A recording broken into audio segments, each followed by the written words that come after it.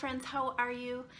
I had to sit right down. I literally finished this book just a few minutes ago and I'm just like mouth open on the floor, like kind of not even really sure what to say or think.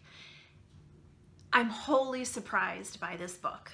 The book that we're going to talk about today is The Devil's Crown Part 2 by Monica James. I did a video on Part 1, so know that going in, you're probably going to hear spoilers if you haven't read that book yet. I'm sorry, I don't like to give spoilers, but since it's the second book, you know, inevitably you might hear something that you don't know already. Also, the previous 3 books, actually it's technically not the same series, but they all have to do with one another, are the All the Pretty Things trilogy, which is Bad Saint, Fallen Saint, and Forever My Saint. Those books are where we were introduced to all these characters, and here we are, and this is the 5th book. I guess technically it's not book 5, it's really the 2nd book, part 2, but you know what I mean. If you've read these books, then you know. Monica James is one of my favorites. She's, you know, like a unicorn author for me. I have loved her for a very long time. And I just like, I can't even like formulate words about this book, which is not going to be good for my video. So let's hope I can rein it in a little bit. It's not a secret that when I read The Devil's Crown Part 1, that I was not a fan of Alek. I was kind of surprised that she wrote a whole book about him. He was not a good character in the other books. He's the bad guy. There's nothing redeeming about him. He was slimy and scary and ruthless and cunning, and he treated people terribly, and he just, like, he's terrifying. And so when she said he was getting his own book, I was like, I don't need to read it. No thanks. I don't really care. I was very happy with the journey that Saint and Willow went on, and I was happy to stay there with them.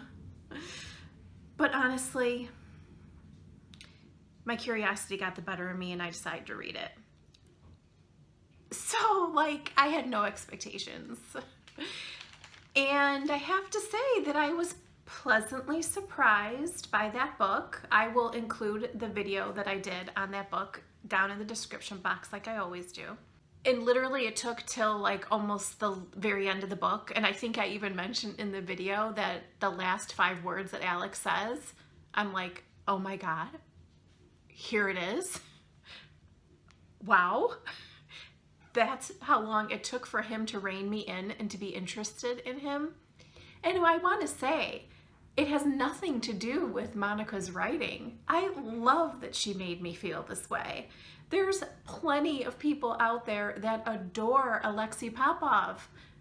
I just wasn't one of those people. Wow, so here we are with book 2. Book 2 starts off literally where book 1 left off. I didn't have any expectations for this one either. I just wanted to see kind of where Monica was going to take his journey.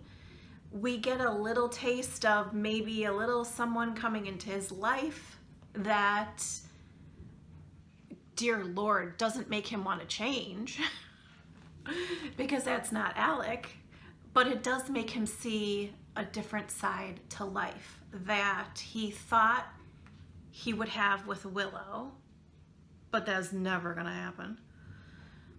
And he respects that now, but that now he met Ella and she gave him a run for his money. I was very interested to see where Monica was going to take them, and we hit the ground running in The Devil's Crown Part 2 for sure. We know that Alec and Ella have struck up some sort of a relationship, but as with anything in Alec's life and with this whole world that Monica has created. Nothing is as it seems. Nobody's your friend. You can't trust anybody. The underground world of Russia that Monica puts this book in the middle of, as it turns out, Ella has a part in that world. In order to protect Alec from something that she thinks could happen or sees happening, she takes it upon herself to take one for the team and leave him. Well, Alec, being Alec, decides he needs to go save her, and he wants to take her back because she's his. I love that Monica kept Saint, Willow, Pavel, and Max in Alec's life.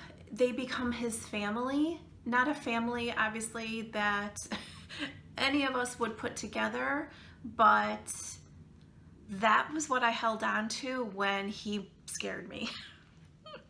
That if they could stick by him and they could love him and see with everything he put them through something redeeming and worthwhile in him, so could I. And there comes a point where he wants to go and claim Ella back. And he puts a plan in place and everyone's, supports him. And this is where I was like, okay, this is interesting. This is a different Alec. Well, actually, not different. Not different, because he's not changed. I guess maybe different might be the right word. And this is what he says. Focusing ahead, I see what can only be described as a vision. Willow waits for me at the top of the stairs with her back turned. Her red ball gown hugs her frame beautifully. She tied her long hair into an elegant twist, allowing me to gaze upon her graceful neck. Saint stands by her side. He also looks wonderful in an all-black suit, shirt included. I'm not ashamed to acknowledge the beauty in both sexes, and both Saint and Willow are all class. He turns when he hears my cane stab at the carpet. I understand he is far from impressed, but I will not allow anything to happen to Willow. I will kill every single one of these assholes before any harm comes to her. Consequences be damned. When she turns, I'm left utterly speechless. Her glamorous makeup draws attention to her stunning blue eyes and supple pink lips. I know I'm seconds away from being punched in the jaw by Saint, but I can't take my eyes off her. You look absolutely exceptional, I say, coming to a stop a few feet away. Thank you. You still know my size, she replies, running her hands down her ruffled skirt. She's referring to a time when the clothes she wore were ones I bought for her. It's something I'll never forget. I can't hide my nostalgia. Saint rolls his eyes, which has me smirking. To have this weird harmony between us is awfully strange. I never thought we could ever coexist this way, but here we are. You also look remarkable, Saint. He raises his eyes to the heavens once again. Let's get tonight over with. My asshole quota has already been met. I loved the interactions between Saint and Alec. There's actually a little bit later, and I think I'm going to mention it, a really emotional thing that happens between all of them. Those are my people. Saint and Willow are my people. And so I'm just trusting them as this book goes along to see where they follow Alec and how it's all going to work out. We know about Ella because the previous book, their interactions were steamy and rough, and I didn't know if they had staying power, but everything about this book is about them and their relationship. And reading Alec and his thoughts about all of that was story gold. I mean, the book had my heart racing, had me turning my, closing my eyes because it's, very dark and very gory in sections. But that's Alec, so I understood why Monica wrote those things. Then I came to this part. It's Alec talking about Ella. She willingly went to Santo because I broke her heart. I broke her. She may have saved me, but her motives weren't entirely selfless. She did this for herself too. Better to be loved by someone than not to be loved at all. But Santo and Frank don't love her. They merely see her as their property, and she allows it. Fearful I'm about to be sick, I retrieve my cane and limp out the door. If this is what caring for someone entails, I want out. Oh, okay. That was interesting. That's showing me a new side to Alec. Okay. We get both perspectives. We do get chapters from Ella's perspective. I really liked getting to know her. I felt like the grittiness that this story has and the way Ella was, there's nothing rosy, happy, you know, rainbow and butterflies about their story. And I appreciated that Monica kept it that way, because that's what if I had an expectation, that's the expectation I had, because it's Alec. And Ella fit right in with that, in that she is a freaking queen. She is a boss. She stands right there next to him. She does not cower away from his lifestyle. She understands it. And it's really important to her to stand on her own 2 feet. She goes through some horrific time. It was a lot. I really felt like I connected with her in those times, because there's a vulnerability that's balanced by a strength, the way Monica writes her, that I really liked. How she fit into the puzzle that is Alec, I really enjoyed. Shit hits the fan, basically. Alec and Ella need to run. Alec is always one for plans, and he needs a little time to come up with a plan, so they need to get out of town. It's a scary time. He's saying goodbye to everybody, and it killed me. My heart was in my throat reading it. I'm getting teary about it right now, because when Monica shows us his vulnerability, I can believe it. I want to believe it about him. And this made me believe it. Willow tears off the duvet of the bed and covers Ella with it. Be safe, she whispers, her fear clear. We all face the unknown. With Ella enveloped soundly in my arms, I lower my lips to Willow's and kiss her softly. It's not that of a lover's kiss, but rather a kiss of love. I owe her everything. She kisses me back chastely, and when I taste her salty tears, I pull away, wiping them away with my thumb. I love you, Angel. Okay, remember that I believe it's Angel. There's a lot of Russian in this book. Alex is Russian, and I loved that Monica put this in there, because he gives people nicknames, and one of them is Angel in Russian.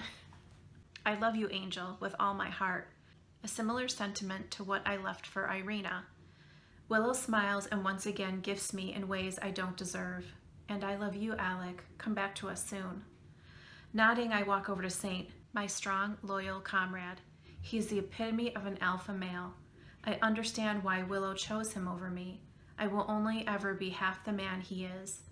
He doesn't appear to want to rip my head off, which is why I lower my lips to his and kiss him as I did Willow. This is why this works. I love them equally. He doesn't recoil. He accepts this for what it is. It doesn't make sense to most, but to us it does. And I love you, Saint. With a sigh, he cups the back of my neck and draws us brow to brow. It's a brotherly embrace, and it fills my broken heart with hope. Never underestimate my hatred for you, but I guess now I've accepted that I hate to love you. I'm hit with his trademark fragrance, spicy, sweet, and floral, mixed with Willow's scent of vanilla kiss. And for that, I'll eternally be grateful. Thank you. Thank you to all of you. Oh my God. That one. And that's only chapter 6. The book goes on and on. That's like only the first quarter of the book. Ella and Alec go through a lot in this book. Quite a journey. But something that was really interesting to me was watching Ella and Alec figure out how to trust. In the world that they are in, trust and loyalty are everything. And I knew they couldn't be together if they couldn't find their trust and loyalty in each other. She's attracted to his power and his alpha-ness, his dominance. She's attracted to that. But she also wants to be his equal. And I liked them finding that out about each other and how to make that work. And this is something that he says that after this, I was like, I think I kind of like you, Alec. I need to speak to Saint as he knows firsthand how to deal with a headstrong, determined woman. I see the way he and Willow operate as a team. He too wanted to shelter her from harm's way, but when he saw she wasn't one to take orders, he had to adjust. I'm a dominant by nature, so doing that with Ella sends my head into all sorts of trouble. She'd like me to control her in the bedroom, but when it comes to independence, she won't be told what to do. I still can't believe she knowingly threw herself to the wolves. What a brave woman she truly is.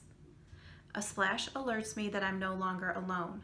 Craning my neck, I see Ella come up for air and she combs her wet hair from her face. I don't make a fuss and continue to float, wishing my worries would follow suit and drift away. Ella keeps her distance, which is probably best for us both. But I'm still so in tune with her. It's like she moves, I move. She breathes, I breathe. Okay, I'm not gonna say I swooned, but I kind of loved it. Alec is literally like a cat with 9 lives. He wreaks what he coins Armageddon. In the last part of this book, Monica, man, all the way till the end, I was like on the edge of my seat going, oh my God. Like every time I turned a page, oh my God, WTF. She kept me so engaged and kept pulling me into the story. I absolutely loved it. And I came to the same conclusion about Alec, that he's the devil I know. So I'll accept him. I'll like him because the devil is also in the details. And the details that Monica gave us in these 2 books really took me on a journey with a character that I didn't even remotely like. And at the end of this book, to be happy and so glad I read it and wanting the best for them. And I loved how she ended their book. Let me know if you have read The Devil's Crown Part 1, Part 2, or All the Pretty Things Trilogy and what your thoughts are. I would love to hear. Thank you for taking a moment to give the video a thumbs up and also consider subscribing. It not only helps me and my channel, but it will also make sure that this video gets shown to more people here on YouTube. And don't forget, I always put the link to the book in the description box, so if you want to grab The Devil's Crown Part 2, it'll be right down there for you. Thanks for hanging out with me today. I'll see you soon. Bye!